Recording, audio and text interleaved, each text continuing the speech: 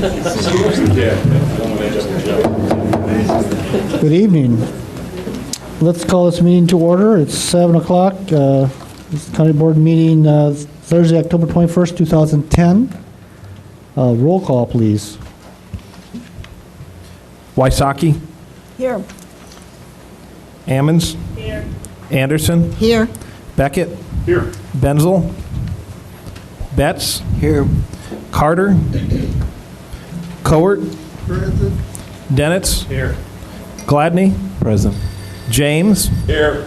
Jay. Here. Jones. Here. Knott. Here. Kurtz. Here. Langenheim. Here. McGinty. Here. Michaels. Here. Mosier. Here. Nudo. Here. O'Connor. Richards. Rosales. Here. Sapp. Here. Schrader. Here. Weibel. Here, we have a quorum.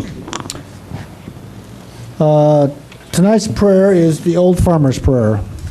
It's a long one, so bear with me. Time just keeps moving on. Many years have come and gone, but I grow older without regret. My hopes are in what may come yet. On the farm I work each day. This is where I wish to stay. I watch the seed each season sprout, from the soil as the plants rise out. I study nature and I learn to know the earth and feel her turn. I love her dearly in all the seasons, for I have learned her secret reasons. All that will live is in the bosom of the earth. She is a loving mother of all birth. But all that lives must pass away and go back again to her someday. My life too will pass from earth, but do not grieve, I say, there will be other birth. When my body is old and all spent, and my soul to heaven has went, please compost and spread me on this plain, so my body Mother Earth can claim. That is where I wish to be, the nature can nourish new life with me. So do not for me grieve and weep. I did not leave, I only sleep. I am with the soil here below, where I can nourish life with beauty and glow. Here I can help the falling rain grow golden fields of ripening grain. From here I can join the winds that blow and meet the softly falling snow.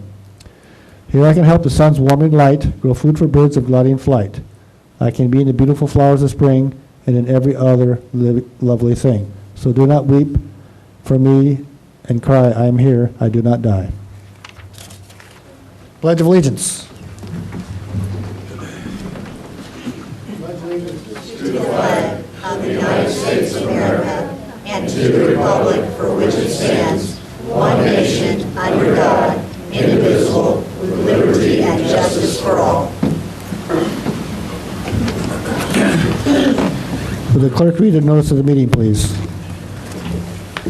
Notice is hereby given that a regular meeting of the County Board, Champaign County, Illinois, will convene on October 21, 2010, 7 o'clock p.m. in the Lyle Shields Meeting Room, Brookins Administrative Center, 1776 East Washington Street, Urbana, Illinois, in said county for the purpose of allowing and ordering payment of claims against the county, receiving and acting upon reports of committees and such other matters as may be brought before said meeting, which said meeting shall continue in session from day to day until the completion of said business.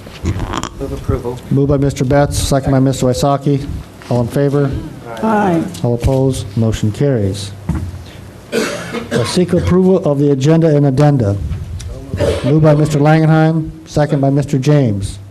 I would point out that under item 14, the reference page number should be 6, not 5. Yes. Any other modifications, corrections? Seeing none, all in favor? Aye. All opposed? Motion carries. The date and time of our next regular meetings for next month on Thursday, November 4th at 6 p.m. Committee of the Whole for Highway and Transportation, County Facilities, Environment, and Land Use. And Tuesday, November 9th at 6 p.m., Committee of the Whole for Finance, Policy, Personnel, and Appointments, and Justice and Social Services. The regular County Board meeting next month is on November 18th at 7 p.m. in this room. Item number 7, Mr. Betts. I move resolution number 7499, a resolution honoring county employees. Whereas it is the vision of Champaign County Board to be a recognized leader in local government where every official and employee has a personal devotion to excellence in public service and embraces the highest standards of ethics and integrity, which enables Champaign County to provide the best customer services to its citizens, and whereas one element of pursuing this vision is communicating to employees that their service to Champaign County is valued and appreciated, and whereas Champaign County employees admirably serve the people of Champaign County with full commitment to the responsibilities of county offices, work in partnership with fellow employees and county officials, and have dedicated to the best interests of all of the people of Champaign County.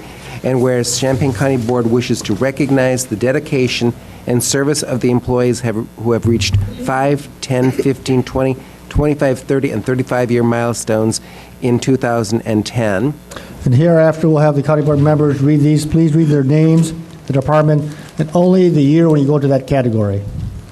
So who's got the first group? I do. Mr. Langenheim. Amber Moore, Animal Control, 5 years. Gretchen Reed, Animal Control, 5 years. Julie McClure, Animal Control, 5 years. Mary Cantu, Animal Control, 5 years.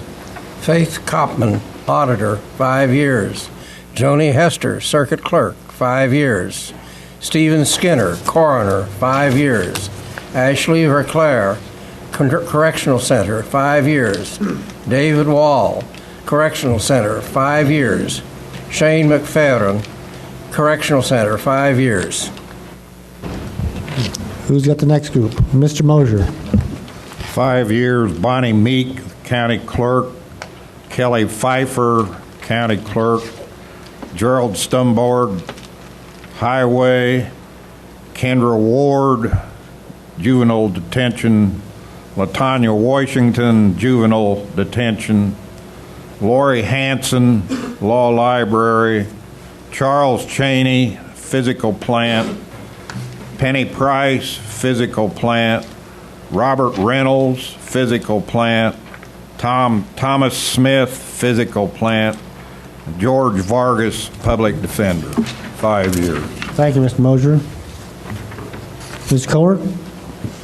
5-year service goes to Edward Moody, Sheriff, Brett Lemons, State's Attorney, Christopher Canis, State's Attorney, Daniel Clifton, State's Attorney, David DeThorne, State's Attorney, Jana Harper, State's Attorney, Larry Elderberger, State's Attorney, Lee Weber, State's Attorney, and Susan McGrath, State's Attorney. 10 years of service is Jerry Preston, Administrative Service, Scott Aaron, Administrative Service. Thank you, Ms. Kohler. Mr. Dunitz? These are all 10-year. Anthony Fabry, Auditor. Lorinda Johnson, Circuit Clerk. Shamanya Campbell, Circuit Court. Becky Campbell, Correctional Center. Brenda Richards, Correctional Center. Joshua Jones, Correctional Center. Julie Martin, Correctional Center. Michael Johnson, Correctional Center. Todd Gill, Correctional Center. Donna Alstein, County Clerk. Thank you, Chris. Who's got the next batch? Mr. Kurtz. These are all 10 years as well. Amanda Wells, Court Services. Amber Davis, Court Services. Heidi Hukin, Court Services. Lori Kleppen, Court Services. Nicole Weber, Court Services. Sebastian Reynolds, Court Services. Thomas Plotner, Court Services. And Damon Majeski, Highway. Mr. Sapp. These are all 10 years as well. Elizabeth Schultes, Heather with Juvenile Detention Center. Heather Calloway, Juvenile Detention Center. Jerry Hunt, Juvenile Detention Center. Karen Lichetti, Juvenile Detention Center. Robert Oprendeck, Juvenile Detention Center. Sergio Padelas, Juvenile Detention Center. And Stephen Cawthon, Juvenile Detention Center. Michaels. I also have 10 years for Peter Tracy, Mental Health Board, Norlin Copeman with the Physical Plant, Kevin Franzen, Sheriff, Stacy Corey, Sheriff, and Catherine McGee with the State's Attorney. 10 years, Lisette Lugo, State's Attorney. Sarah Carlson, also from the State's Attorney. With 15 years, Joe Kelly, Circuit Clerk. Orlena Pruitt, Circuit Clerk. Jeremy Jessup, Court Services. Thomas Herricks, Court Services. John Eman, Highway. Shannon Duran, Juvenile Detention Center. Doug Belaski, Sheriff. Jeffrey Verkler, Sheriff. And Thad Trimble, Sheriff, all 15. The following are all 20 years. Leanne Robeck, Administrative Services. Michael Carey, Court Services. Joyce Wilson, EMA. Johnny Hall, Planning and Zoning. Jenna Brown, Public Defender. Brian Menenga, Sheriff. Carrie Schauber, Sheriff. Timothy Wehrmeyer, Sheriff. Tracy Wagner, Sheriff. And Crystal Sullivan, State's Attorney. Next list is Amy Rhodes, Administrative Services, 25 years. Levita Pollock, Correctional Center, 25 years. Christine Jones, Court Services, 25 years. Janet Wells, Court Services, 25 years. Teresa Zeeby, Court Services, 25 years. Keith Willis, Juvenile Detention Center, 25 years. Charles Ogle, Sheriff, 25 years. Nikki Neves, Sheriff, 25 years. And Carol Wadley, Auditor, 30 years. 30-year employees. Cheryl Smith, Circuit Clerk. Elaine Parrish, Correctional Center. Nidra Leifenhagen, Correctional Center. Kevin Seaman, Physical Plant. James Galazewski, Sheriff. Sherry Miller, Sheriff. 35-year employees. Deborah Busey, County Board. John Marker, Highway. Thank you, Mr. Beckett. Mr. Betts, could you finish next page, please finish the rest of the... Now, therefore, be it resolved that the County Board of Champaign County hereby recognizes each of the aforementioned Champaign County employees as an asset to the citizens of Champaign County and expresses gratitude and sincere appreciation for their years of service, and I so move. Is there a second? Second. Second by Mr. James. Before I vote on it, I'd like to have all the people present whose names are made up, please stand up.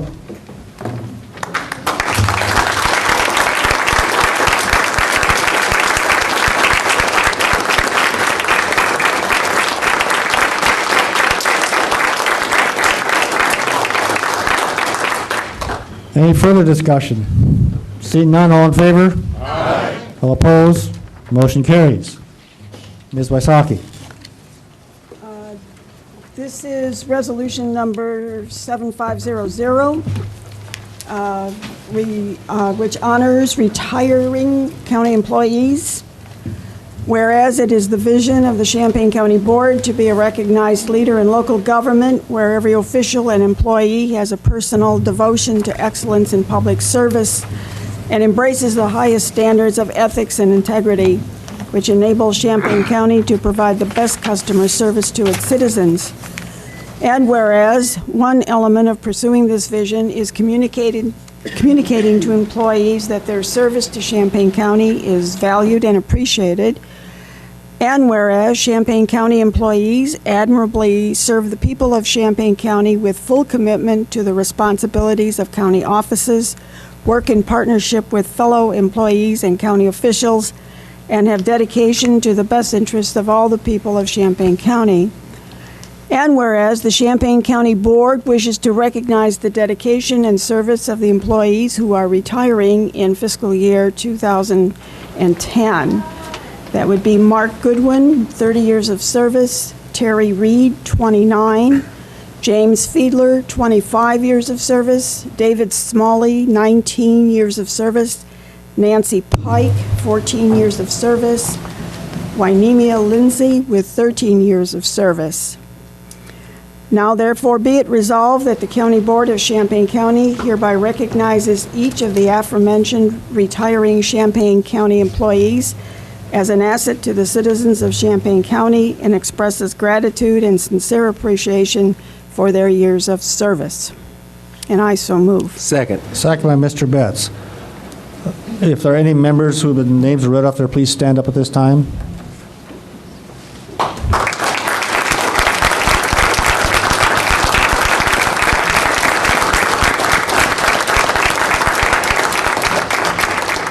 Is there further discussion? See none, all in favor? Aye. All opposed? Motion carries.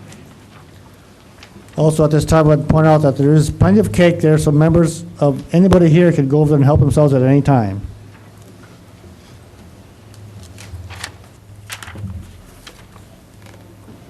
Okay, Mr. Betts?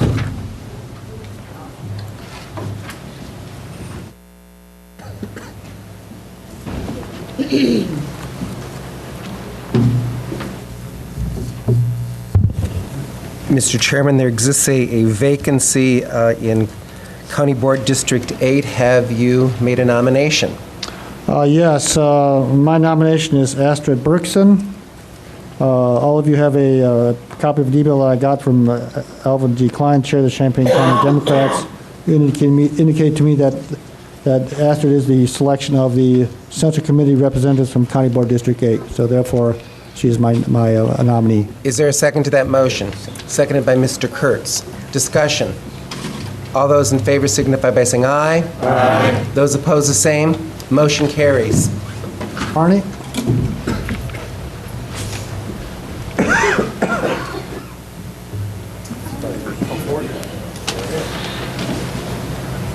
Please raise your right hand and answer yes. I, Astrid Berkson, having been appointed to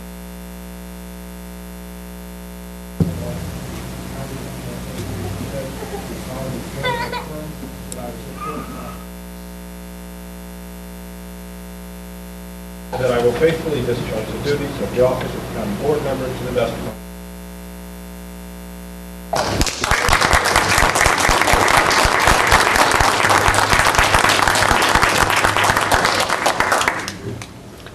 Welcome, Astrid. Okay,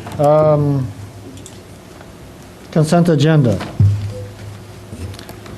Any items that you wish to take off the consent agenda, which is in yellow in your package?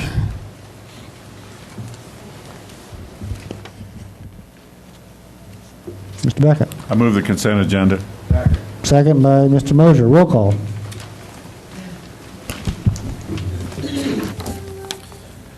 Wysocki, Yes. Ammons, Yes. Anderson, Yes. Beckett, Yes. Berkson, Betts, Yes. Coert, Yes. Denitz, Yes. Gladney, Yes. James, Yes. Jay, Yes. Jones, Yes. Knott, Yes. Kurtz, Here. Yes. Langenheim, Yes. McGinty, Yes. Michaels, Yes. Mosier, Yes. Nudo, Yes. Richards, Rosales, Yes. Sapp, Yes. Schrader, Yes. Weibel. Yes, motion carries. Public participation.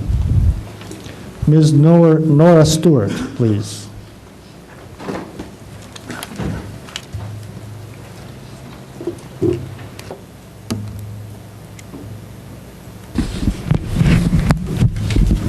Good evening. My name is Nora Stewart. I am president of ASME Local 900, which represents the employees of Champaign County. I stand before you tonight to say on behalf of the employees who have reached various milestones and those who have not received raises in over 2 years, thank you. Tonight, you, the board, will be voting on Resolution 7524, which implements job upgrades and salary increases up to 10% for some of the county's non-bargaining unit employees, taking effect December the 1st. ASME members are glad to see that with the county tightening their belts, cutting employees' work hours, and instituting employee furloughs, that they were able to find funds for this purpose. Bargaining unit employees are looking forward to the same consideration that you are showing the select non-bargaining employees. The holidays are drawing near, and with your thoughtfulness, our members just want to say thank you for showing how much they are appreciated by their employer, Champaign County. Thank you. Ms. Heather Soden, is that correct?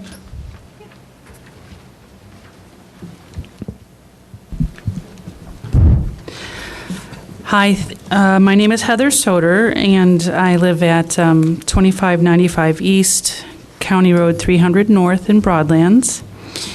And the reason I'm here, I wanted to just bring up the zoning issue of the coal mine that is potentially coming to the area I live in. And this evening when I heard the opening prayer, which was the farmer's prayer, I thought it was so fitting because it's about an area that I very much love and where I live every day. And so as this poem was being read, I had lots of visions of my home, the beautiful land, the beautiful flatlands.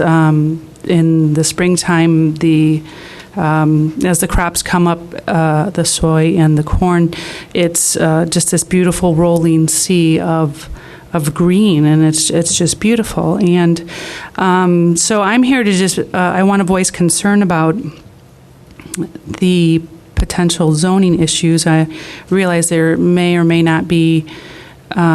You may or may not have jurisdiction or power over the issues, but I don't want to let the issue die. I hope that if you are able to take steps and become involved, I hope that the steps you take are to support our communities, keep our communities healthy, keep our water supply healthy, keep public health, everyone in our community healthy. I'm skeptical of the claims this coal mine has brought into light. I'm skeptical that they would truly create 300 jobs for my community, but I'm willing to look at a list of exactly every job that they think that they would offer. I'm very concerned about groundwater contamination, what that will do to the livestock I feed, and what that will do to the creeks that my children play in. And I'm concerned about what it'll do to the farmland. They say that they will use room and pillar mining, which is less invasive and, of course, leave our lands intact. I'm skeptical, and I'm not sure that I believe that. And I just think we have some of the best farmland in the world. It's the richest, and it should stay that way. So I just want you to know that I am a concerned citizen. There are other concerned citizens out there, and we want you all to know that we still think about this. We don't want this issue to die, and hopefully any steps you could take that you would support us. I did hand out some information. I may have come up short on a couple items, but one was the health risks associated with living around a coal mine, and the other was on a speaker that's coming to Urbana this Monday, who I have not yet heard speak, but feel that he could offer some insight on the truly destructive powers of coal mines and what they do to communities. So I do have a young family. One thing that does concern me is that if we are live in the midst of this coal mine, I mean, not only will I have some issues of traffic danger, I have to worry about coal ash, if it's aerosolized. What about slurry ponds, and what kind of toxins are in that? And so that weighs heavily on my mind. Will I have to leave? Will I have to leave the area that I love so much just to keep my family healthy? So I appreciate you listening to me, and I thank you for having me here this evening, and I just hope you consider supporting keeping our town healthy. Thanks so much. Ms. Tracy Barkley.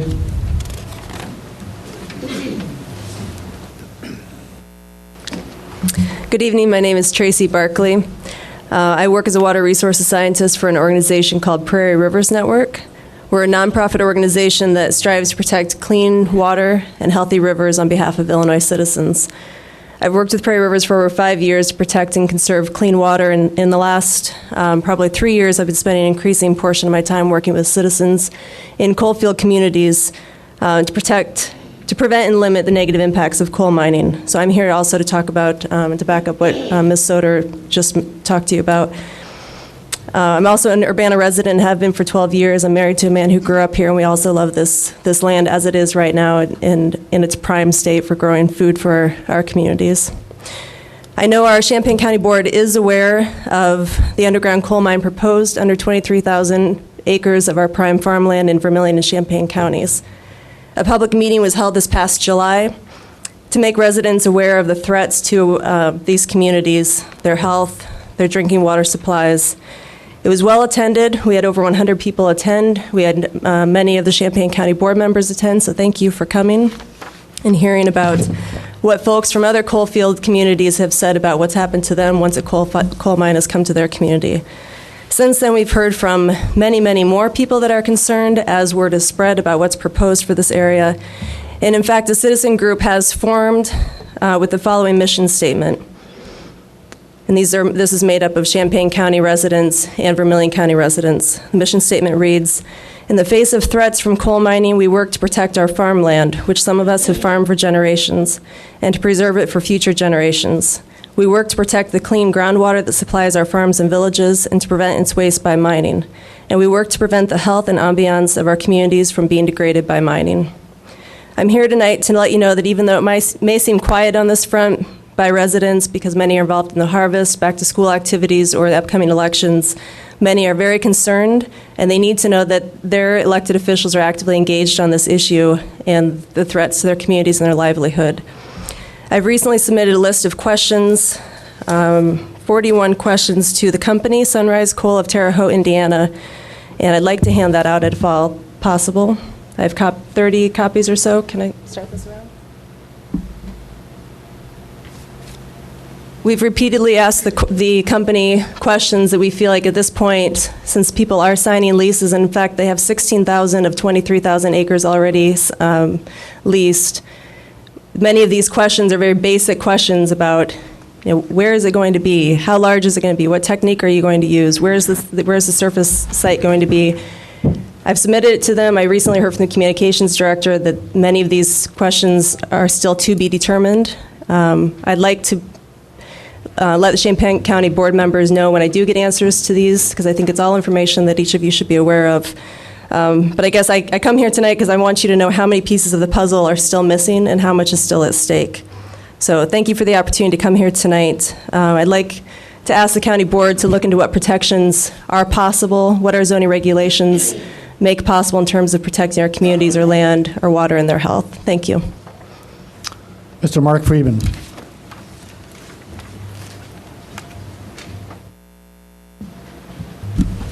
Good evening, ladies and gentlemen. My name is Mark Friedman.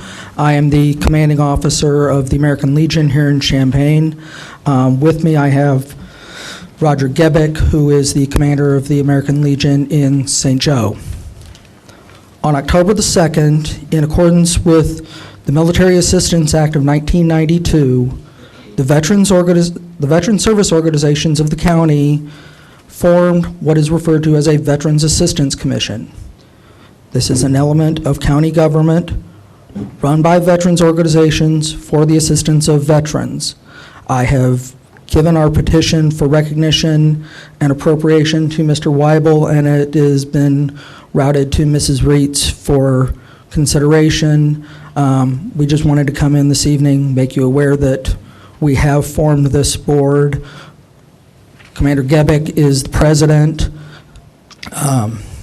Ron Huber, who many of you are familiar with, who's the president of the Champaign County Veterans Association, is the vice president, and I am the superintendent. I will be the operations office, the day in, day out operations officer. So thank you for your consideration. We are still formulating our constitution and bylaws. When we do have all of those finalized, we will come back and present those to the board. Thank you very much for your consideration. Is there any other further public participation? Seeing none, we'll declare it closed. Communications from the board. Mr. Mosier. I'd like to announce to the board that Steve O'Connor's younger brother, Justin O'Connor, passed away this morning. And I don't know the details of what the family's going to do, but this is a really close-knit Irish family from Ivesdale that have hung together 6 or 7 kids in that family, and it's amazing to know them. It's amazing to me how good a friend my guy on the right is, and I really feel that he's in a time of need, and I'm glad you guys signed this card, and I'm going to deliver it to him in the morning. Thank you, Mr. Mosier. I point out that I haven't had a chance to sign it yet, so. Any other communications? I have one. It's a thank you card. I'll read it to everybody. Champaign County Board, we simply cannot thank you enough for all that you've done to make our playground dream a reality. Your support and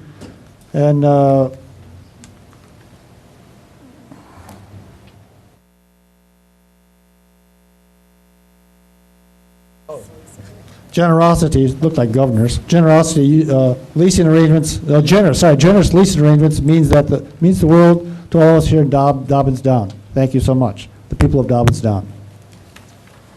Okay, anything else? Let's move on to standing committee report. Approval of minutes. Correction to August 20th, 2009 minutes. Is it Ms. Amons? Moved by Ms. Amons, second by Ms. Cowart. Discussion. Seeing none, all in favor? Aye. All opposed, motion carries. Seek approval of the minutes of September 23rd, 2010. So moved. Mr. Rosales moves it, second by Ms. Cowart. Discussion. All in favor? Aye. All opposed, motion carries. Standing committee reports. Environmental Land Use, Ms. Wysocki. Thank you. First, I want to move ordinance number 867, which is the adoption of the rental habitability ordinance for Champaign County. Second. Second by Mr. Betts. Discussion. Ms. Wysocki. I do want to point out, particularly for the benefit of the viewing audience, that this ordinance is reflecting some of the changes in the rental situation in unincorporated areas as a result of state law changes. This act provides that if landlords do not make timely repairs requested by the tenants can make their own repairs and charge back some of the cost against their rent up to a certain amount. But what's necessary, of course, is that the county does have an ordinance in place, and this ordinance we're passing here tonight establishes that requirement. Further discussion?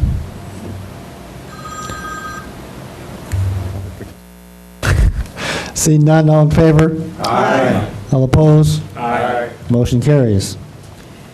Next is the adoption of resolution number 7507, which is authorizing the application for public transportation financial assistance, and I so move. Second. Second by Mr. Betts. Discussion. Seeing none, all in favor? Aye. All opposed? Aye. Motion carries. Next is the adoption of resolution number 7508, which is to approve the acceptance of the special warranty regarding rural transportation, and I so move. Second. Second by Mr. Betts. Discussion. Seeing none, all in favor? Aye. All opposed? Aye. Motion carries. Next is the adoption of resolution number 7509, approving the acceptance and execution of joint certifications and assurances for grantees. Second. And I so move. Second by Mr. Betts. Discussion.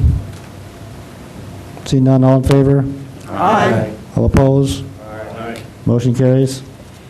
Next is the adoption of ordinance number 873, providing for public transportation in Champaign County, and I so move. Second by Mr. Kurtz. Discussion. Seeing none, all in favor? Aye. All opposed? Aye. Motion carries.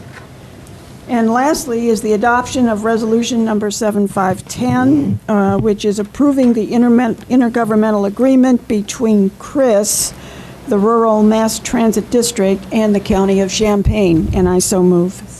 Second by Mr. Langenheim. Discussion.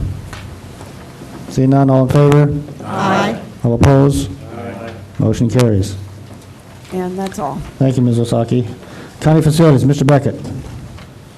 Mr. Chair, I move resolution number 7498, a resolution authorizing the award of contract to Ressler Construction Company for design build of 202 Art Bartel Drive Road facility in the amount of $1,335,005, and I so move.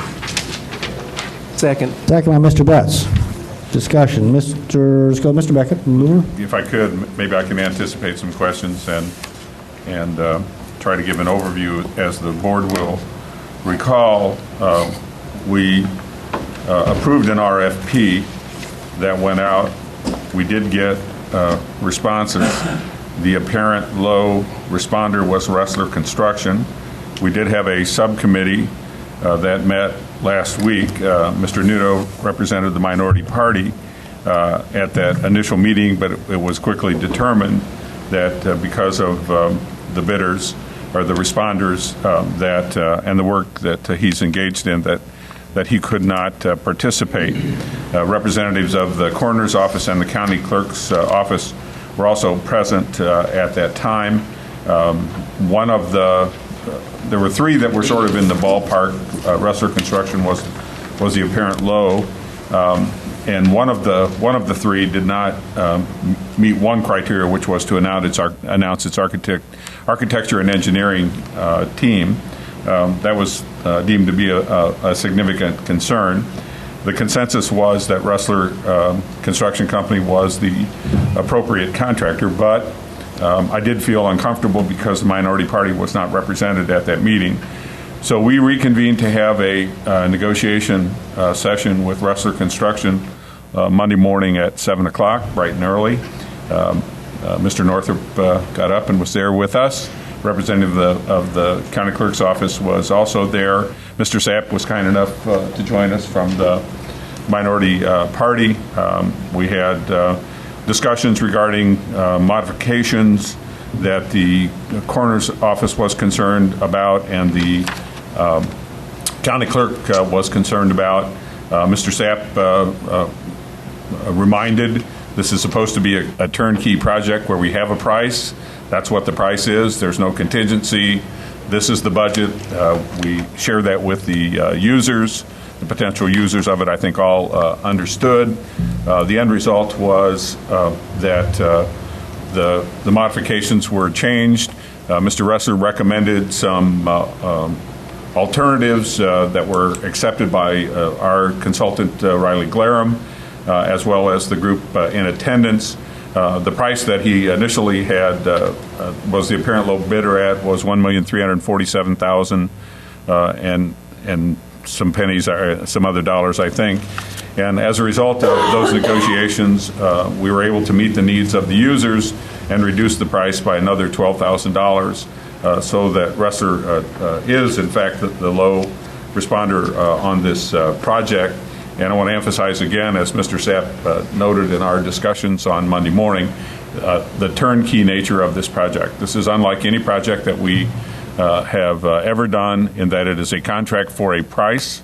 We have no architect, who's doing site observation, etc. This building is being constructed by a team. We're familiar with the architect that is working with Ressler Construction, Architectural Spectrum. It's an architect that has worked on county projects, a couple of county projects, including youth detention and the remodel of the basement of Lincoln Square for the state's attorney and public defender's office. And so our recommendation to you is to accept this contract. One of the major concerns that we had, of course, is the build-out of this building.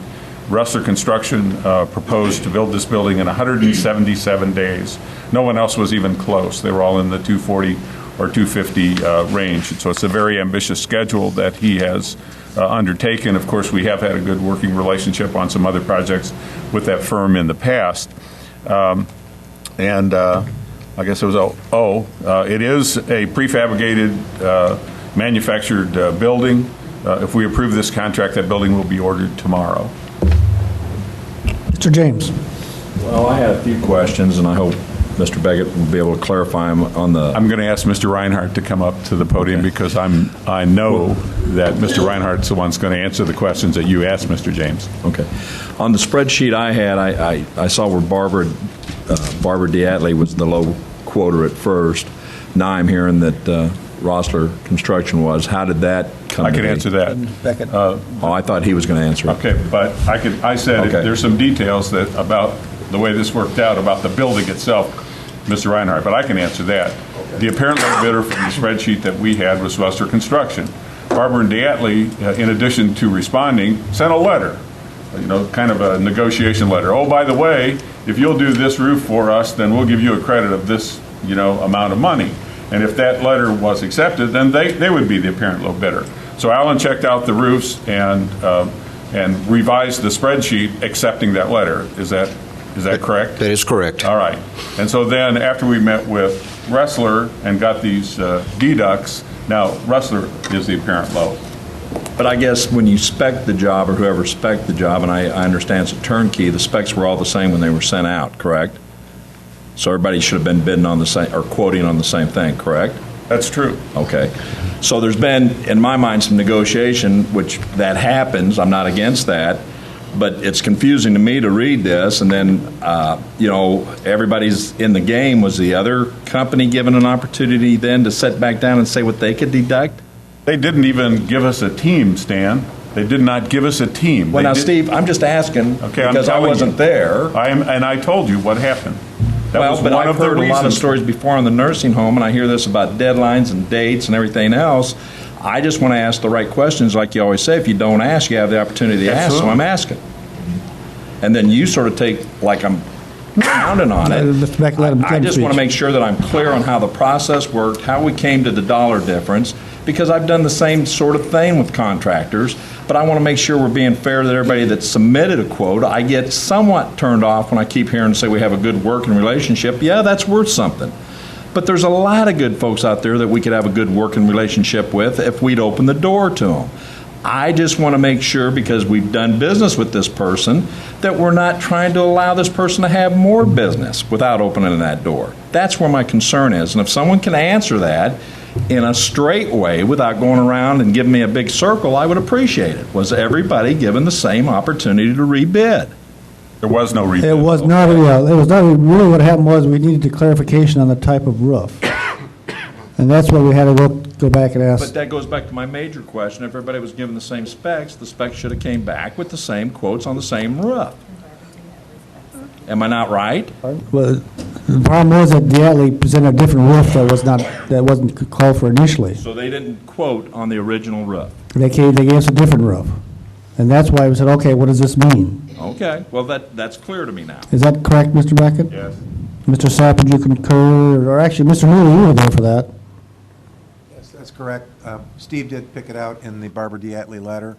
I brought it up because I'm familiar with both roofs, and I wanted to know which roof was going to be used. The one that we are selecting is a better roof for leaking purposes down the road. It has I mean non-leaking purposes. Non-leaking purposes. And again, we've had all type of guarantees on all buildings, but the other question I heard about the deadline and the date and the guarantee, which is nice, but do we have anything in that contract that says if they exceed those days that we will fine them a certain amount of money for exceeding?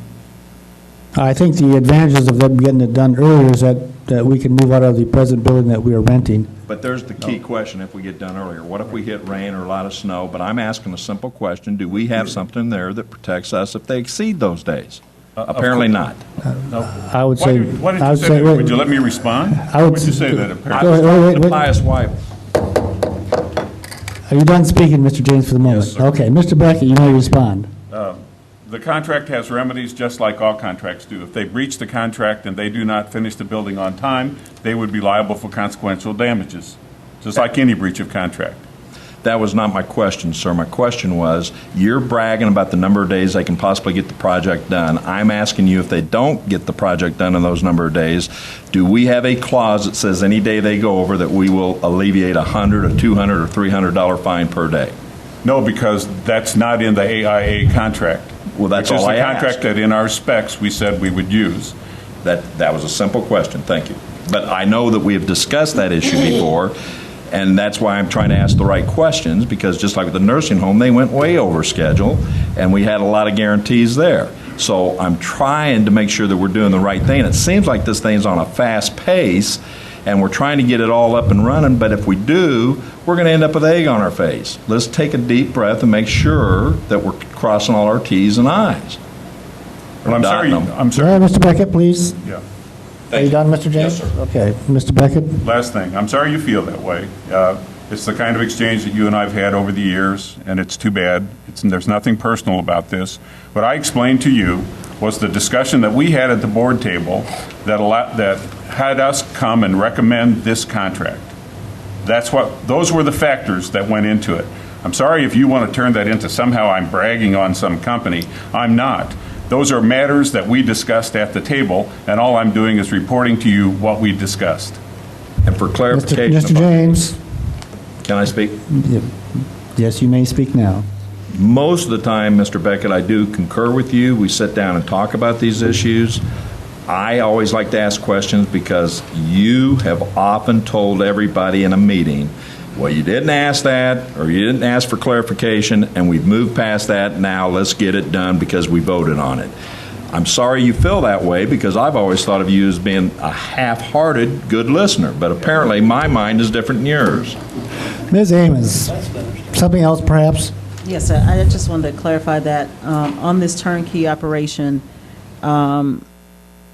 what they decreased this new bid to, there's no going beyond that once you accept this. If there's any changes, if anybody asks for any changes, they have to be revenue neutral. So there could be changes, but, it can't cost us any more. Or we could get credit, but that's what it comes down. That's correct. We are not to exceed that.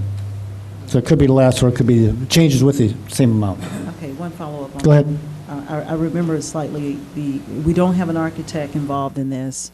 Mr. Rossler's bid includes all aspects. There is an architect involved. Is there an architect Yeah. still on this? It's in the It's bid. included in the bid. Yeah, that's right. That's right. Okay, thank you. Mr. Jones. Since the coroner's here, I just wanted to briefly ask, I know you've waited for a facility for a long time. Does this new facility meet all of your needs? Is it all planned in there? Yes. Yeah, we were in there. I mean, we won't be doing autopsies in there, but this meets all the other things that were talked about. We went to the meeting. Everything met what we wanted. We discussed the changes, and they said they could make the changes. And as Chair Weibel said, as long as it's, they can move walls if we need to and everything. But the way it looks now, I've seen the plans. It looks good the way it is now. So I think it's going to work good. Great, thanks. Mm-hmm. Further discussion. Ms. Coward. We're going to get one building or two buildings. I was looking at. It's one building. It's the brown building. Okay, what's the other building? That's the animal control building. Further questions? Mr. Mosier? You're at liberty to say who the building's coming from as far as... Where the steel's coming from? What is it, an FBI building, or is this something the wrestler's going to construct from scratch? He's ordering it, I know that much. Yeah, I'm sorry, I do not know. It is a pre-structured steel building, so, and I do not know the name of the manufacturer at this time. Mr. Nudo. Again, because I have a business relationship with the low bidder, I'm going to have to abstain. So noted. Ms. I Michaels. also will have to abstain because my husband would possibly be a subcontractor on this deal. So noted. Mr. Sapp, you have a problem too? No, sir, I don't. But I do think before we do take a vote, that it would be appropriate for Deb to just tell us on how we're going to pay for this building. You are on the consent agenda tonight approved an agreement with William Blair and Company, who is already working on bond issuance using recovery zone bonds that we have authority for up to $2.3 million. That bond issuance will come to you in November to be done either late in November or early December, and it will cover the cost of this building, as well as you will be provided a list with other facility or East Campus issues that need to be completed, including some fiber connectivity, some stormwater issues. That entire list will be provided to you in November to determine the exact amount of the bond issue.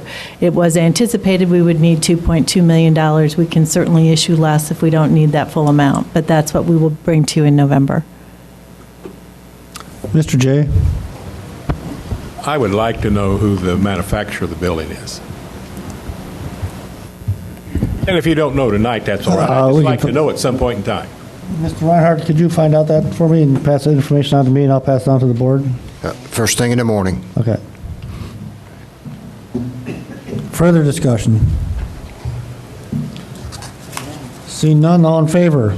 Aye. All opposed? Aye. Motion carries.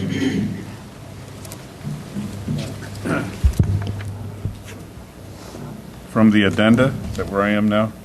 Yes. Adoption of resolution number 7506, authorizing award of contract for ILEAS roof replacement to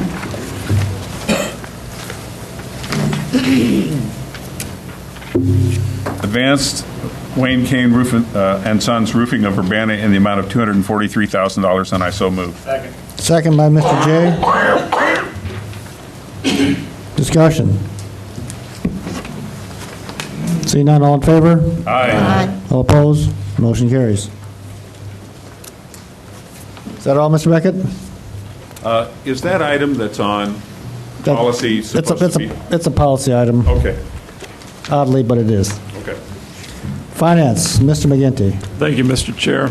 I recommend adoption of resolution number 7521, purchases not following purchasing policy, and I so move. Second. Second by Mr. Betts. Discussion. Seeing none, all in favor? Aye. All opposed? Motion carries. I recommend adoption of resolution number 7522, payment of claims authorization, and I so move. Second. Second by Mr. Betts. Discussion. Seeing none, all in favor? Aye. All opposed? Motion carries. Recommend adoption of resolution number 7520 for $81,000 to accommodate receipt of a new grant award to expand the travel demand model outside of the urbanized areas in support of future transportation project decisions, and I so move. Second. Second by Mr. Kurtz. Mr. Moore, do you want questions from Mr. Betts? Yeah, I asked about what it was, and I... Mr. Moore? If someone could tell me exactly what this is. Yes. What this is, first of all, what we're going to do is we have pretty sophisticated travel demand modeling capabilities right now, but they are limited to the Champaign, Urbana, Savoy area. So the intent of this funding is to expand that travel demand model countywide, so it could be used to support more countywide planning decisions or local decisions outside of the urbanized area. We received basically two different sources of funding for this. There's a $124,000 grant that we have. These both come from IDOT, but from different funding sources. And then also a $31,000 other funds that we get, which are state funds. The $124,000 are federal dollars that flow through IDOT. It's a total project cost of $155,000. The budget amendment is for $81,000 because that is a liberal estimate of what we believe that we will spend on this project between now and the end of the fiscal year. Mr. Mosier. What's the scope of this? You got to go from Foosland down to Longview or what? I mean... It'll be the entire county. So we will expand the travel demand model for the entire county or any of the communities in the county that choose to use that. Mr. Betts? So what you're going to do is, if you help me, count cars, count usage, but No, that's actually something we do manually. I mean, we actually have staff that go out and do traffic counts. What this model does is based on proposed changes, let's say you're considering taking a road from 2-lane to a 4-lane. If we go to 4-lane, what impact is that going to have on travel? How many more cars, for instance, might drive on that road because it's a 4-lane as opposed to a 2-lane? Or other traffic changes, that we might look at and say, what would the actual impact be on the number of vehicles? Basically, it measures vehicle miles traveled or vehicles per day, but how many vehicles would use a new road if we built the new road? there's a theoretical model for when you switch from 2 lanes to 4 lanes that will tell you that answer. Yes, it gives you an estimate, and I should say, I guess, that this is very sophisticated, state-of-the-art modeling. to the point where this was actually created by our staff. We didn't actually use a consultant to create this model, but we've been recognized both statewide and nationally for this modeling capability. Typically, it would exist in a place like Chicago, but not necessarily a place like Champaign County. And so, as a matter of fact, last year we received funding from IDOT to actually teach other transportation planning organizations in the state how to develop this same modeling capability. And our staff is actually invited a couple of times a year to Washington, D.C. by the Federal Highway Administration to do presentations for other what are called small metro areas in the country. Mr. Sapp? This is relatively new technology or something that you've been using for a while? Or? We've had this modeling capability probably for 3 or 4 years. So we've been using it for a few years. To me, we've had an awful lot of discussion about Olympia Road. How come we don't use this on that? Give us some modeling ideas. We did. That's where all 3 years ago? That's where the traffic projections in terms of how much traffic will drive on that road came from, was from our model. And that was done within the last 2 or 3 years? The most recent traffic projections, yeah. Awesome. Actually, the most recent ones for Olympian were probably done within the last 6 months. Mr. Mosier? You got to work with township road commissioners on these township roads that are really getting pounded with a lot of traffic now that they can't sustain. Are those going to be identified like Windsor or like a whole lot of these roads out here east of Urbana are just carrying cars they were never designed to carry, and townships can't afford to keep them up? Is this going to be something you'll furnish to QOTS down the road, or the county if somebody else has got to take them over and maintain them? It could be, and again, this would be modeling capability that if a local municipal official or a township official wanted us to use the model to give them some idea of, traffic impacts. For instance, what if you embargo a road? What would the traffic, where would that traffic go? And what other roads would be impacted? What if a bridge goes out? We could use the modeling to do that, and we would provide that information, to local officials upon their request. Again, we do this now in Champaign, Urbana, Savoy. We're just not able to do it sort of outside the metro footprint. Mr. Betts? Has the model been tested? In other words, let's say you project there's going to be X number of additional cars if you have a 4-lane. Have you actually created the 4 lanes where the modeling has actually predicted the outcome? Well, we've had projects. I don't know if we've had exactly that project, but because what we do is we do the modeling after the project is over. We physically go out and do traffic counts. And, we have found the model to be, again, it's an estimate, but it's a pretty accurate estimate. It usually is within 10% or so. And I don't know that there's any way to probably predict any more accurately than that. Ms. Ammons? I know this is a grant for this period of time. Do you have to hire new people for this grant? No, this, again, it's an expansion of a model that our staff created, so a big chunk of this money will actually pay our staff time to expand the model outside of the metro area. We don't plan to hire any new people as a result of this. Mr. Langenheim? What sort of data do you use when you construct these models? There's a variety of data that goes into it. It's census data, it's traffic commuting patterns, it's population projections. It gets pretty complicated in terms of everything that goes into the model, but there's a great deal of inputs that are created for the model. Ms. Michaels? Back to the staffing here. Is this something that you've anticipated in your budget, or this is something additional to the budget that you We didn't anticipate it in this year's budget, which is why we need the budget amendment.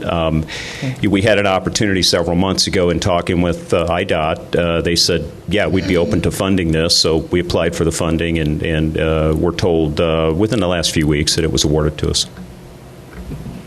Ms. Wysocki? Could something of this scope also provide the county with disaster emergency routes? It could. In fact, that's actually another grant that we received maybe a year ago now, and that's another project that we're actually working on through our transportation staff is, what if something bad happens. I mean, what if there's a flood? What if there's release of some toxic problem, in the community? Where do people go? Yeah. And how do you get them out of here safely? Mr. Mosier. Is this something we could use on the state to get them to maintain the roads they've got in this county without? I wish I could guarantee that, but I certainly think that ought to be a priority with the shape they've got some of these roads in, especially that Sydney Longview Broadlands Road. well, I mean, I do know that local officials, constantly are beating up on IDOT to fix roads that need to be fixed, and I think that'll probably always be a challenge because there's typically more need than there are resources. Further, Mr. Schrader. If you create this plan, Cam, what's the longevity of this plan, just kind of ballpark? Well, again, it's not a plan, it's actually a model. A model, I'm sorry. And the longevity of the model, as with models of this type, eventually they become somewhat obsolete unless you continue to update them. And updating typically means that you're loading the latest census data in instead of census data from 10 years ago. So there are some ongoing costs to maintain these, but once we complete this one, we're probably in pretty good shape for 5 years, maybe a little bit more. And those costs associated with maintaining, updating, and such, how do those compare with the original cost of doing? They're relatively small. I mean, an update to this model, this expansion of the model is going to be about $155,000. I mean, an update might be $10,000, $15,000, $20,000. Further discussion? Seeing none, roll call. Wysocki. Yes. Ammons. Yes. Anderson. Yes. Beckett. Yes. Benzel. Yes. Bergson. Yes. Betts. Yes. Coert. Yes. Dennitz. No. Gladney. Yes. James. No. Jay. No. Jones. No. Knott. Yes. Kurtz. Yes. Langenheim. Yes. McGinty. Yes. Michaels. No. Mosier. No. Nudo. Yes. Richards. Yes. Rosales. Yes. Sapp. No. Schrader. Yes. And Weibel. Yes, motion carries. So I apologize about a last minute change here, but if I could, I'd like to take items from the addendum first. Mr. Tracy is here to answer questions about items 7 and 8. So if it's all right, I'd like to move. Is there any objection? Seeing none, go ahead. I missed what he said. We're going to skip 7, 8, and 9 go to 7, 8, and 9 on the addendum. And 7 and 8, if it's all right, I'd like to do them in an omnibus fashion. They're both emergency budget transfers for the Mental Health Board. The first one is number 7503. The other one is 7504. These are to cover expenditures for personnel for county fiscal year 2010. The regular FTE line was not budgeted correctly at the beginning of the year. That is number 07 in the transfer. Number 08 out of the transfer is for $3,965. The first one was for $4,885. The second one is to cover expenditures for additional staff hours to process documentation for federal grant, and to cover additional IMRF for the county in fiscal 10, and I so move. Second by Mr. Mosier. Discussion. We have Mr. Tracy here if needed. Ms. Ammons. I just had a question about 08, why that is an emergency and why the preparation of this federal grant was not included in regular staff hours. I don't understand if this is overtime or what this was really all about. We budgeted money for the staff positions, and we actually fell short with regard to some of the administrative, what would kind of fall under just management of the budget. And so this is actually to pay for some overtime of some of the other staff that we have to manage this project. It's a very complicated project, much more complicated than anything that we've managed before. There's a lot of expenditure. The travel aspects of this are just kind of mind-boggling. So that's the reason that we had to make the change. Trying to keep on top of it. Further discussion? Seeing none, roll call. Wysocki. Yes. Ammons. Anderson. Yes. Beckett. Yes. Menzel. Yes. Bergson. Yes. Betts. Yes. Coert. Yes. Denitz. Yes. Gladney. Yes. James. Yes. Jay. Jones. Yes. Knott. Yes. Kurtz. Yes. Langenheim. Yes. McGinty. Yes. Michaels. Yes. Mosier. Nudo. Yes. Richards. Yes. Rosales. Yes. Sapp. Yes. Schrader. Yes. Weibel. Yes, motion carries. I'll go ahead and finish off the addendum item first. Item number 9, I recommend adoption of resolution number 7507 approving contracts for professional services for the Champaign County Circuit Court, and I so move. Second by Mr. Schrader. Discussion? Seeing none, all in favor? Aye. All opposed? Motion carries. Back to the regular agenda. Item number 4, I recommend adoption of resolution number 7523 regarding charges for services at the Champaign County Nursing Home, and I so move. Second by Mr. Mosier. Discussion? Seeing none, all in favor? I'm sorry, Ms. Pius. All- I did have a question. All opposed? Motion carries.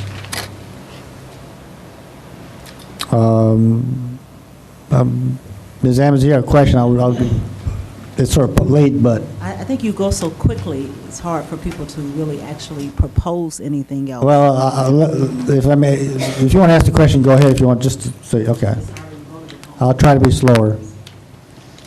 Next, Mr. McGinty. Item number 5, I recommend adoption of resolution number 7524 implementing personnel policy guidelines for non-bargaining position upgrades for fiscal year 2011, and I so move. Second by Mr. Knott. Discussion.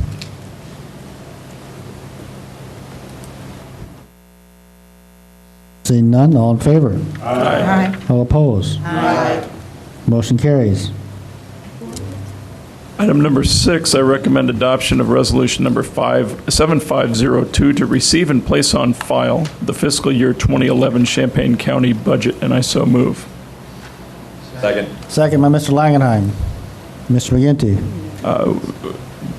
The administrator has prepared a presentation this evening to overview the budget, and we thought that it would be a good idea to present that at this particular meeting, leading into voting on this next month. I would agree. It's also a good time to get more cake and punch.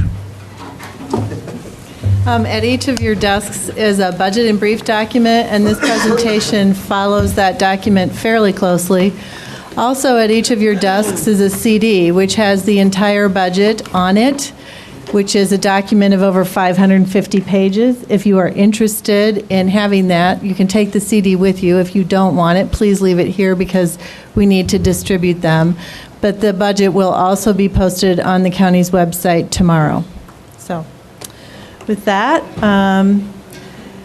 this presentation starts out with a look at the economic environment. As most of you are aware, on the national level, we have been told that the recession ended in the summer of 2009.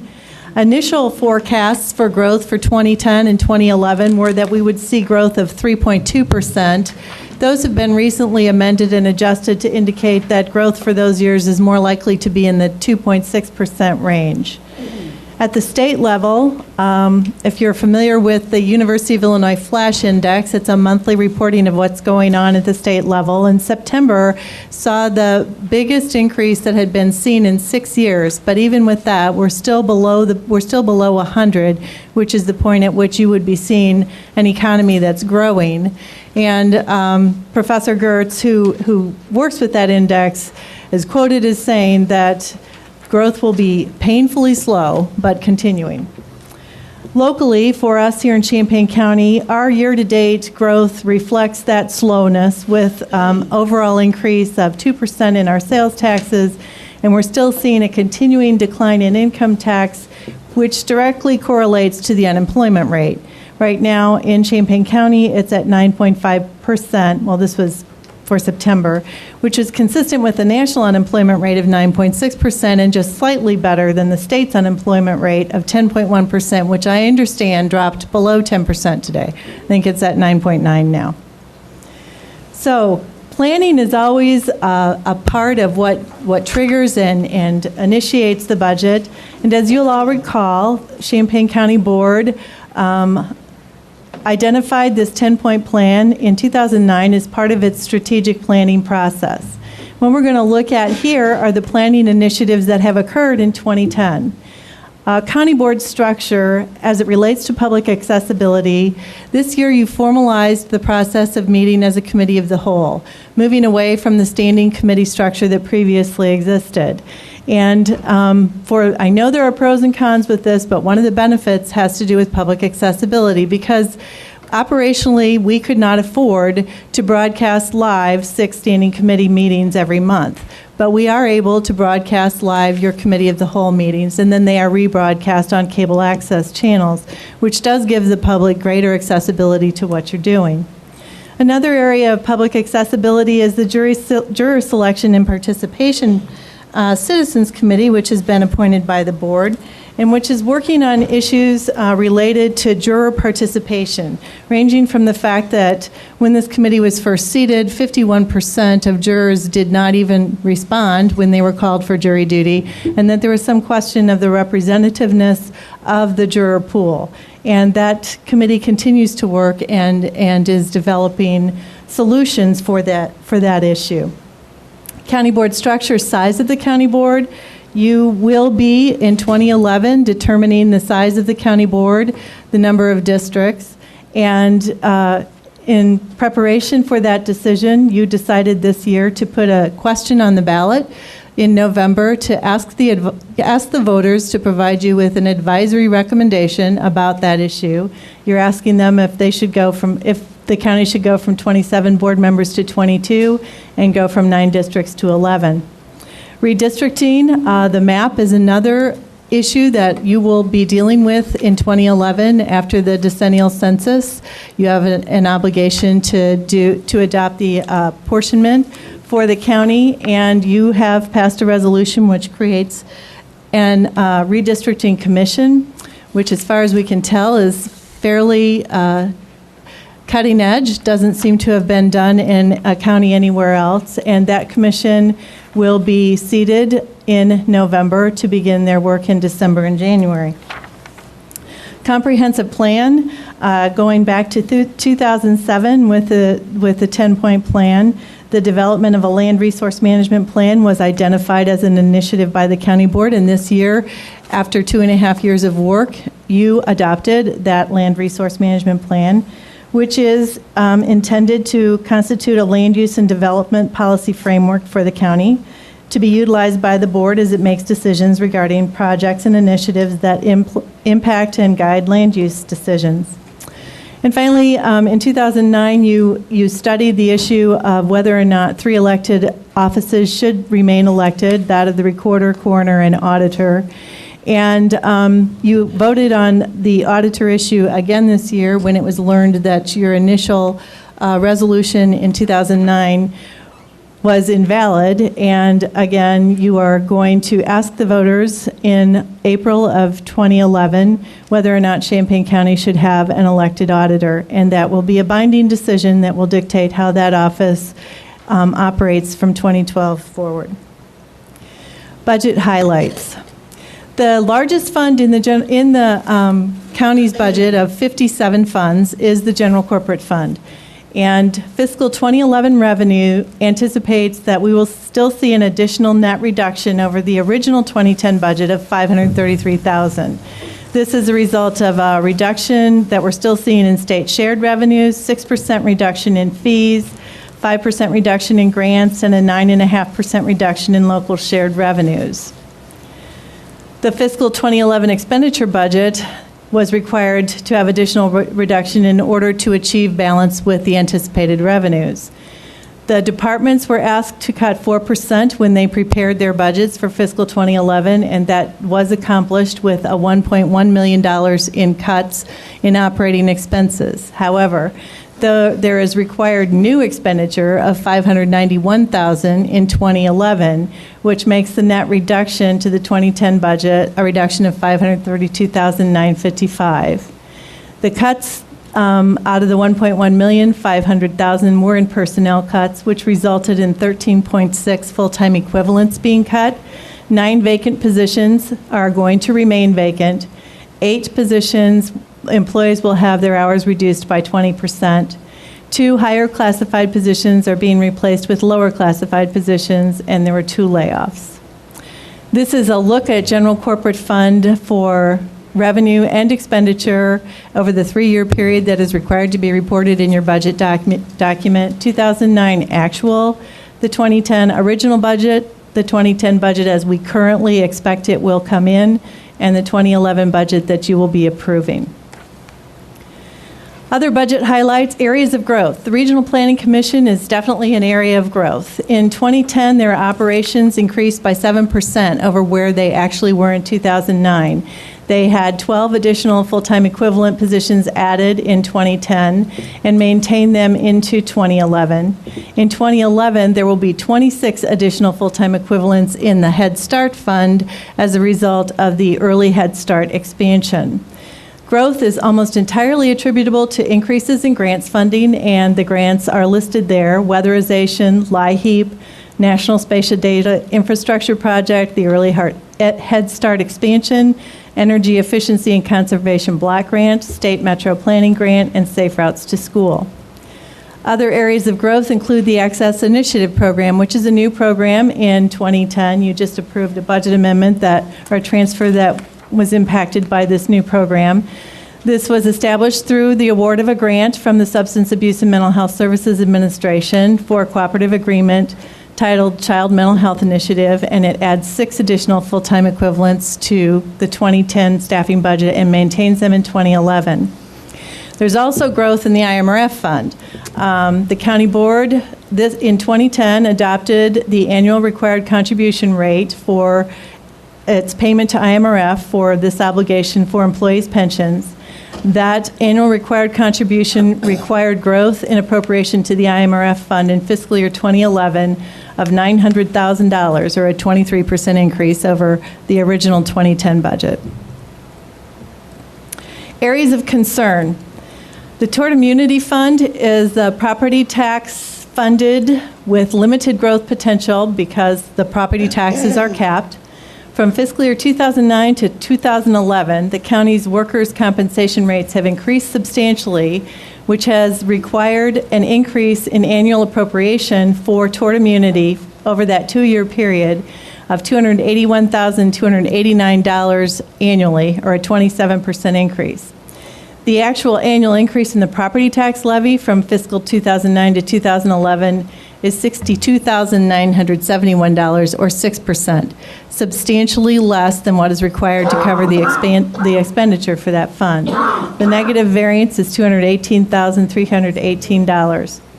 This deficit is currently being absorbed by the fund balance in the self-funded insurance fund, as these are combined funds, and that fund has an adequate or more than adequate fund balance at this time. Other areas of concern are the Capital Asset Replacement Fund. The source of revenue for this fund are transfers from other funds: general corporate, public safety sales tax, and probation service fees. The cuts in those funding sources has resulted in decreased revenue and no appropriation for future reserves in fiscal year 2009, 2010, and 2011. In fiscal 2011, the funding shortfall to meet the full current and future reserve appropriation is $230,000. In addition to that, the budget for capital improvement for facilities would require at least an additional annual appropriation of $500,000 to adequately cover the required future replacement of roof systems and HVAC systems for the county's 10 facilities. Long-term challenges and budget goals.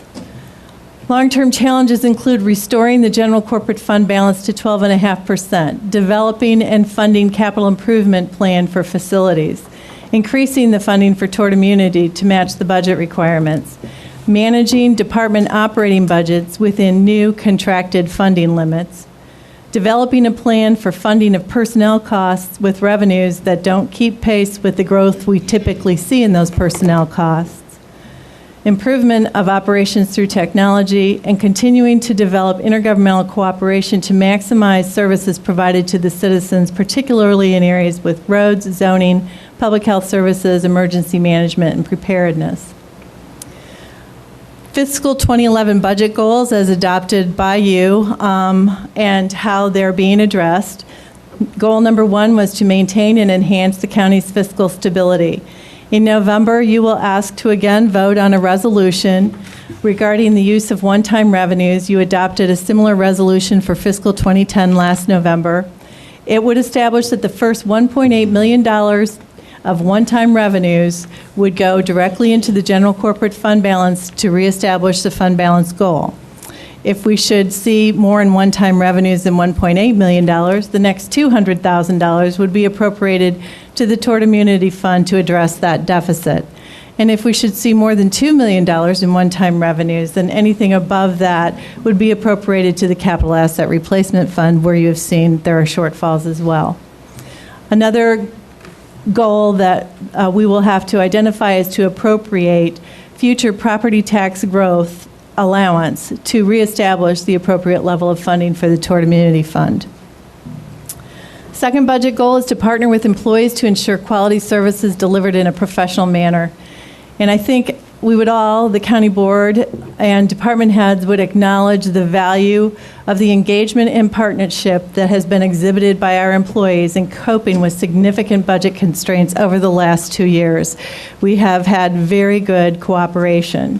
And a goal for the county board will be to continue to place priority on identifying creative solutions that ensure we continue to offer competitive wages and benefits for our employees.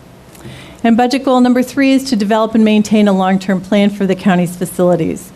The upcoming construction project, which you approved tonight for 202 Art Bartel, culminates a 15-year building cycle in which the county has assessed the need and adopted facility replacement plans for every county office.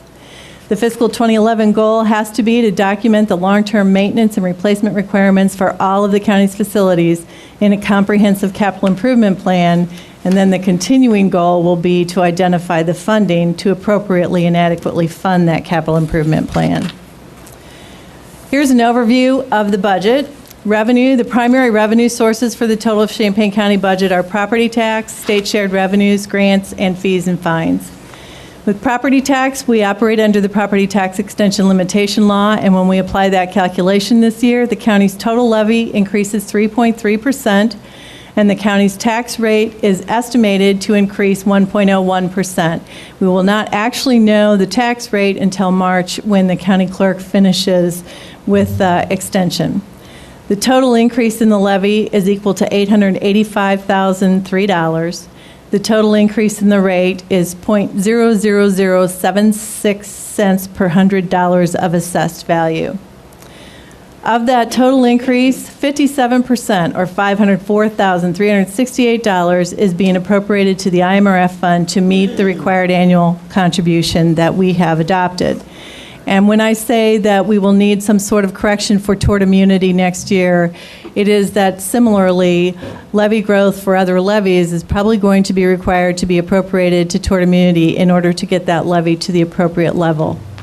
This is just a look at the 13 levies that the county has and the amount and percentage of each of those levies. State shared revenues represent in 2011 13%, or $14.4 million of our total revenue. I would point out that 2 years ago, state shared revenues were 19% of the total revenue, which gives you an indication of what has happened with them in the last 2 years. These revenues directly reflect the economy, as they are sales and income taxes, and have seen decline in 2009, 2010, and have moderate projections for very low levels of growth, about 1% in 2011. Those taxes include the corporate personal property replacement tax, the quarter-cent countywide sales tax, the 1-cent county sales tax collected in unincorporated areas, income tax and use tax. And this is a look at how those taxes have looked going back to fiscal year 2000. And you can see it's a rather dramatic change from 2008 to 2009, and we're projecting very slow and moderate growth in those revenues moving forward.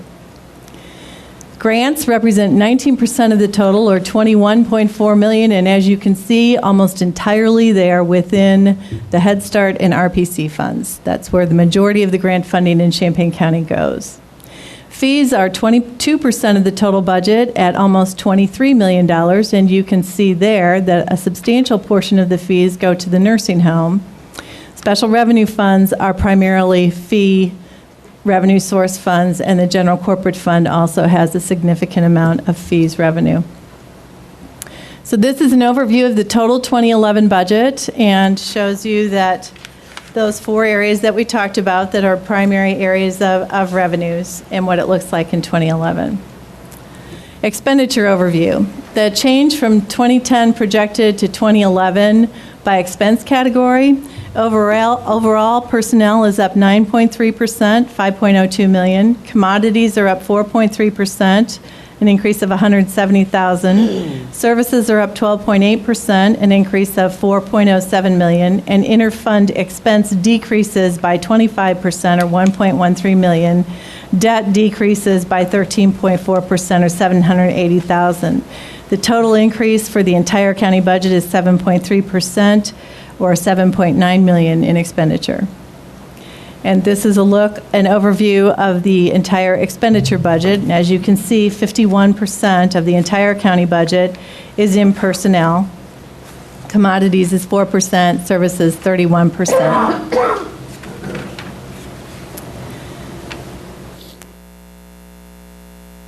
A budget overview of revenue, the change from 2010 projected to 2011 budget by fund type. General corporate anticipates a 1.18% increase of $360,000. The highway funds anticipate a 3% decrease of $200,000. RPC funds a 35% increase of $5.8 million. Mental health and DD board funds 8% increase of $680,000. Special revenue funds a 3.4% increase of $570,000. Debt service sees a 32% decrease of $860,000. Capital projects, a 673% increase of $1.9 million, and that's really because we had very little going on in capital projects this year, and we have a $2.2 million currently estimated for the new building project. And internal service funds see a 5.5% increase of $390,000. So the total increase is 9%, or $9.3 million. This is a look at the two-year comparison of the total county budget in revenue and expenditure by fund type. You can see that the majority of the growth is in the RPC funds, and because they budget for over 100 different departments with grants that are awarded on fiscal years not the same as the county's fiscal year, they over budget in many of those areas to accommodate to give themselves flexibility in managing those budgets during the fiscal year. This is a look at revenue and expenditure, revenue by source and expenditure by classifications, which we looked at earlier for the year. This is a summary of the 2011 revenues, expenditures, and fund balances. So if you look at general corporate on the top line, it begins the year with a fund balance of $1.99 million. It's anticipated to have revenue and expenditure balanced at $30.92 million, meaning its balance ends at $1.99 million. If you look down through the categories, you see we anticipate beginning the year with $35.3 million in our fund balances and anticipate ending the year with $32.23 million in our fund balances. This is a look at those fund balances as to where the monies are, and clearly the majority of the fund balances are in the special revenue funds. And those are many of the funds that are controlled by elected officials with fees revenues that are assessed for operations. The total budget in revenue, $112,749,239, and in expenditure, $115,826,778. The negative variance of $3,076,539 is accounted for in that within these 57 funds, which comprise the 2011 Champaign County budget, Some funds will be spending monies that they received in previous fiscal years and that were reserved to cover fiscal 2011 expense. I can tell you that just with the highway funds alone, they will spend $3 million more next year than they take in because there's a major road project which they have a responsibility to pay for next year. So that alone could be considered to cover where that deficit or negative variance is. So as presented, the fiscal 2011 budget does comply with the county board's definition for a balanced budget. And just to give you an overview of personnel, this is the staffing levels for 2009, 2010, and 2011. So you can see where the variations have been. Clearly, the general fund has gone from 455 employees to just about 415. Overall, the county has gone from 903 employees to 853. And that's a look at the distribution of employees within the separate funds in the county's budget. And that's it.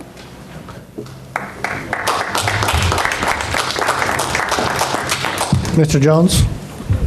Deb, the numbers you've given us before, 2010 tax rate was 0.7487, and it was going to 0.7628, and which was a 1.88% increase. Now Right. you've said it's lower. Yes. Did the revenue change or the? No.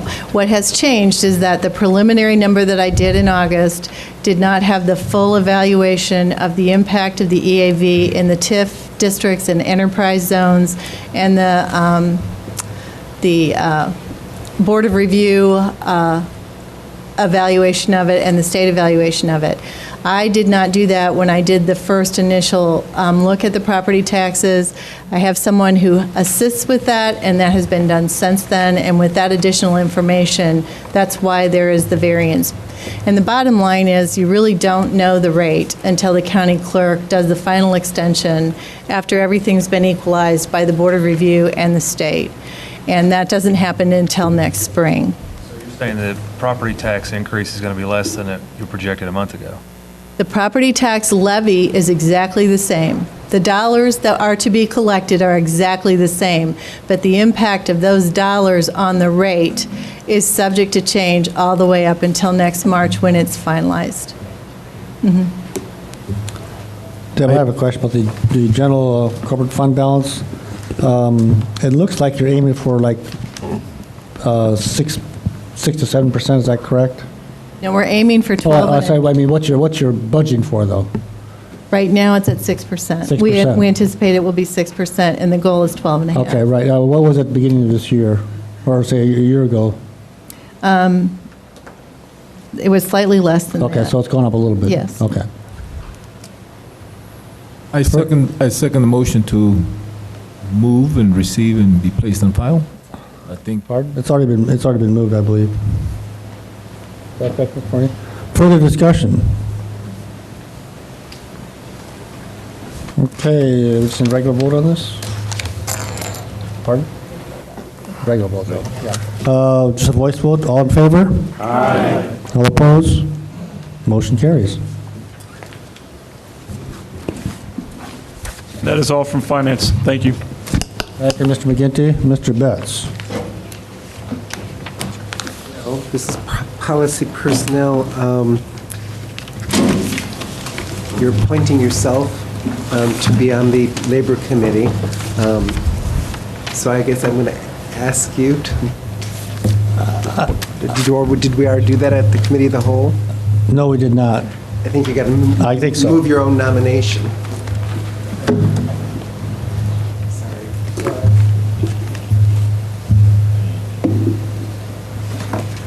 I'll entertain a motion from the chair nominating. Nominate C. Pice Waddle to be on the Labor Committee. Is there a second to that? Seconded by Mr. Richards. Any discussion, Mr. Weibel?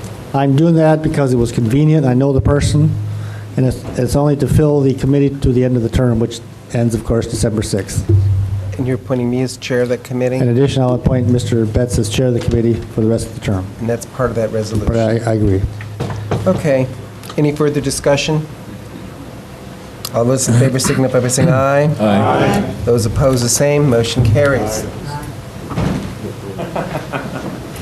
Still carries.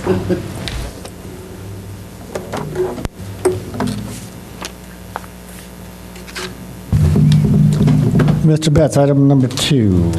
I move adoption of resolution number 7526 approving employee insurance benefits for fiscal year 2011. Second by Ms. Cowart. Discussion. Mr. Jones. Okay, I realize that we'll pass this tonight because we have to be in line with what we've already done for the union, but I just want to point out that using the numbers provided by Ms. Busey earlier, the county currently pays 100% of health insurance premiums. If the county paid at a rate of 80% rather than 100, it would save us $536,280 per year.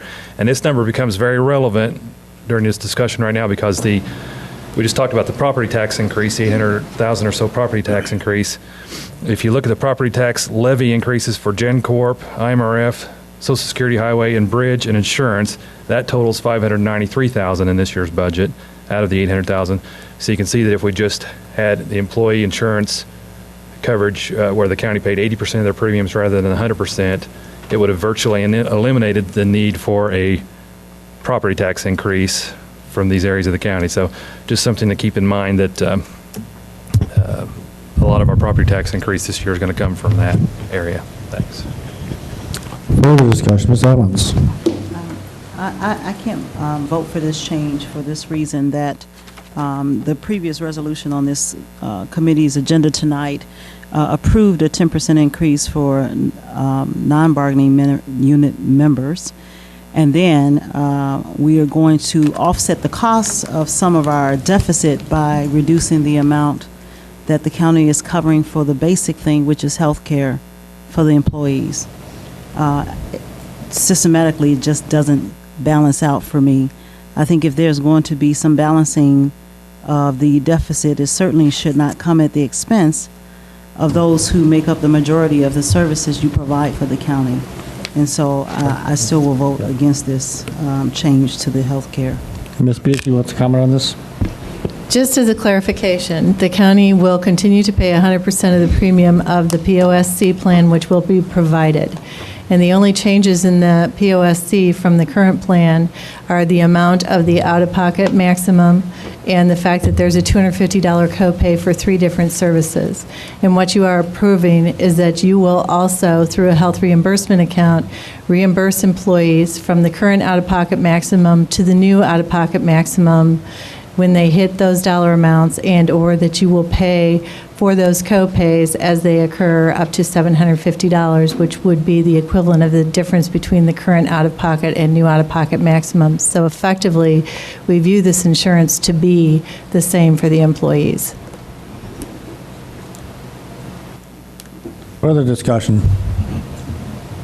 Ms. Ammons. Say that the items that are being changed in this particular policy are very expensive items, and so I'm pretty clear that the initial part of it is going to stay the same, but when you start looking at some of the other items that are costly in here, and I remember your last presentation on this, Ms. Busey, was that we only had a few employees that were affected by that change, but the costs associated with that could be numerous for some employees, and I know personally I've had an experience with this, and so that's why I won't support it in its change form. Mr. James. I think, if I remember correct, Ms. Busey, there was an increase in the premium overall that was quite substantial. So basically, we're absorbing that and then still having that out-of-pocket expense of $750, which I think is very fair, and I think the employees at this state would think it's fair also, because there are many, many, many people without jobs, and I agree with Carol that, and I've said it before, employees are the backbone of our companies, and we need to treat them right, but also we are, and when you look at the real numbers, that's 15, I think it was 15%, I may be off a little bit, that we're absorbing and taking on, but yes, in time, any benefit is probably going to have to be looked at and revamped, because costs just go up. And as Mr. Jones just said, I always go back, we put a lot of money in buildings and different things, but to me, I'd rather put it back in our people and maintain what we have. Further discussion. Okay, seeing none, all in favor? Aye. All opposed? Aye. Motion carries. Move adoption of resolution number 7497, authorizing the award of contract for Emergency Operations Center audiovisual system, which I believe is to go to J. Tandy Designs of Mahomet, Illinois. Second by Mr. Sapp. Discussion. Seeing none, all, Mr. James. Well, there was Microphone, please. Oh, my voice is pretty loud, but thank you, Chair. There was some discussion on this. Now, this just isn't cameras on the outside loading dock, is it? No, it's an internal load. That's what I thought. Thank you. Thank you, Mr. James. Further discussion? All in favor? Aye. All opposed? Motion carries. I believe that's it for policy. Other business? New business? We have seek approval of the closed session minutes for September 23rd, 2010. Moved by Ms. Ammons, second by Mr. Rosales. Discussion? All in favor? All opposed? Motion carries. We're in recess.